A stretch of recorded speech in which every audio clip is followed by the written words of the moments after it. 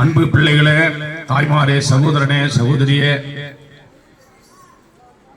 உங்கள் துக்கம் சந்தோஷமா மாறும்படி இந்த நாளிலே ஒரு மனதோடு ஒரு நாள் உங்களைப் போல நாங்களும் வெவ்வேறு இடங்களிலே வேதனையோடும் கண்ணீரோடும் கஷ்டத்தோடும் வாழ்ந்த மக்கள் தான். ஒரு நாள் ஆண்டவர் இதுபோல ஒரு பிரசங்கத்தில, இதுபோல ஒரு வீதியில, இதுபோல ஒரு நாளில எங்களுடைய இருதயத்துக்கு ஒரு இறைப்பாறுதலை கொடுத்து ஆண்டவர் எங்களை அழைத்தார். பாரியும் பிரதான பாரியாகிய என்னை கூட இந்த நாளிலே அவரை பற்றி இங்கே சொல்லும்படி ஒரு தருணத்தை கொண்டு வந்திருக்கிறார். யாருக்கு தெரியும்?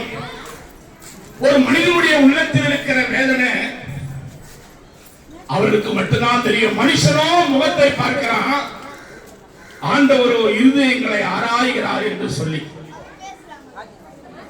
அன்பானவர்களே, ஒரு நாள் ஆண்டவர் அறியாத பாவியா நான் வாழ்ந்து கொண்டு வந்தேன். நான் ஆதியிலும் கிறிஸ்தவம் கிடையாது, பிற ஜாதியிலும் கிறிஸ்தவம் கிடையாது. எனக்கு புத்தி தெரிந்த நாளிலே லாரியில கிளீனராக வேலைக்கு போனேன்.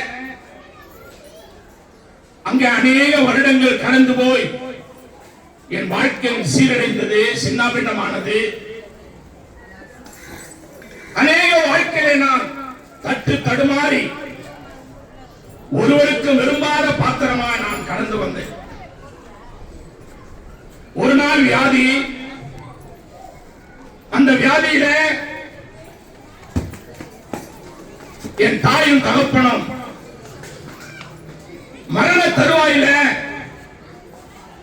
ஒரு கோழி பையில சுத்தி என்ன மாட்டுக்கொட்டால கொண்டு போய் போட்டாங்க. ஏன்னா நான் யாருக்குமே நல்லவன் கிடையாது. குடி, சண்டை, ராபரி, திருடு, பொய்யான மனிதனா நான் வாழ்ந்து வந்தபடினால் என் தாய் தோப்பான் நினைக்கிறாங்க, இவன் இருக்கிறத காட்டுல செத்தா நல்லா இருக்கும்னு சொல்லி அவங்க உள்ளத்துக்கு ஏற்றபடியே ஒரு வியாதி வந்தது. அந்த வியாதியில இதுதான் தருணம். செத்தானா 3 நாள் துக்கம், இவன் வாழ்ந்த காட்டுல சாவுறது நல்லதுன்னு நான் கொடுத்த துன்பத்தால, நான் கொடுத்த துயரத்தால போலீஸை, ஜெயிலு, சண்டை, சச்சரவு என்ற காரணத்தினால என்னால என் தாய் தோமுக்கு நிம்மதி இல்லை. ஒரு தருணம் வந்ததுன்னு சொல்லி அந்த தருணத்துல என்ன வியாதி நேரத்துல கோழி பையில சுத்தி என்ன தொட்டாலே அந்த வியாதி பரவுன்ற சூழ்நிலை கொண்டு போய் போட்டாங்க. பாருங்க, இயேசுன்னு எனக்கு யாரும் தெரியும் சொன்னதில்லை, இது போல பிரசவம் பண்ணதில்லை. என் ஊர்ல அப்படி நான் போதையில போகும்போது சபையில சொல்லுவாங்க, இயேசு நல்லவரு, இயேசு உயிரோடு இருக்கிறாரு, இயேசுன்னு கூப்பிட்டா எப்பேற்பட்ட பாவிக்கும் விடுதலை கொடுப்பாரு, செத்தவனை உயிரோடு எழுப்பியிருக்கிறார் ஆண்டவர். இயேசு ஒருவரே உன் துக்கத்தை சந்தோஷமா மாற்றுகிறவர். இயேசு ஒருவரே உன் பாவங்களை மன்னிக்கிறவர்.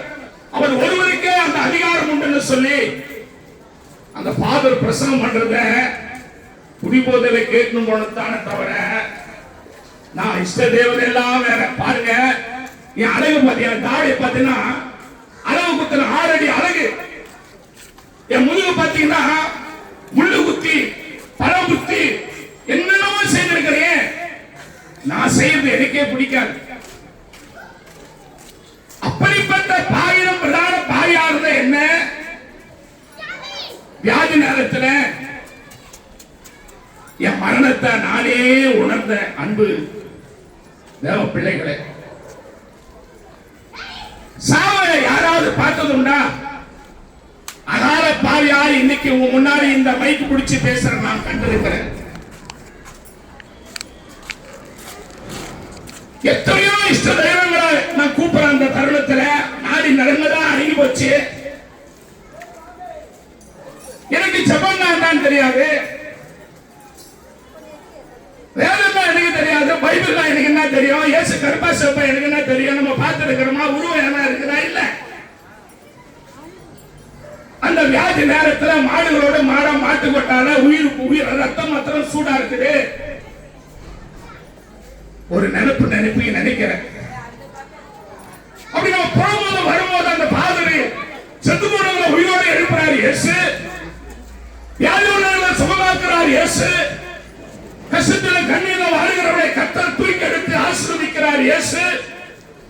அவரை கூப்பிடும் போது விடுதலை, அவரை நம்பும் போது வாழ்க்கை பிரகாசம் என்று சொல்லி பிரசங்கித்தாரே. அப்படிப்பட்ட இயேசு இந்த பூமியில உயிரோடு இருக்கிறது உண்மையானா? நம் ஆட்டுக்கொட்டார உயிருக்காக போராடி கொண்டிருக்கிறேன். என்னை காப்பாற்றும் ஆண்டவரே இயேசுவேன்னு சொல்லி அன்னைக்குதான் என் வாயிலிருந்து இயேசுன்னு முத கூப்பிடு.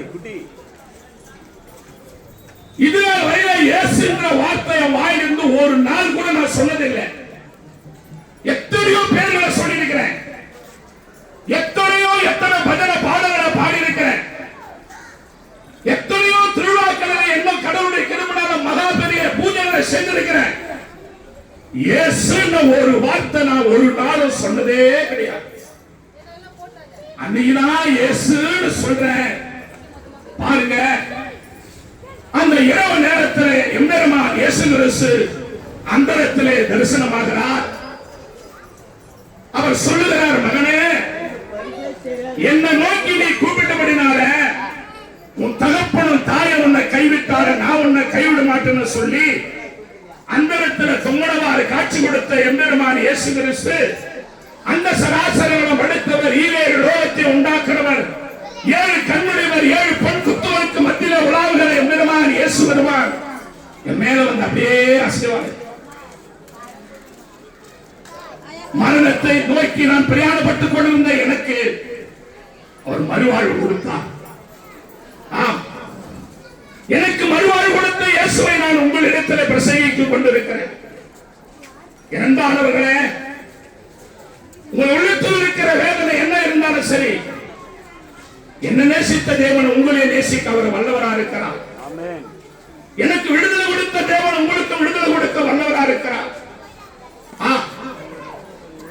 நீங்களும் ஆண்டவரை விசுவாசிப்பீர்களா, ஆண்டவரை நம்புவீர்களா, அவரை நோக்கி கூப்பிடுவீர்களா, உங்களுக்கு மறுவாழ்வு கொடுக்க அவர் வல்லவரா இருக்கிறார். கண்ணீர் தான் உணவானதோ,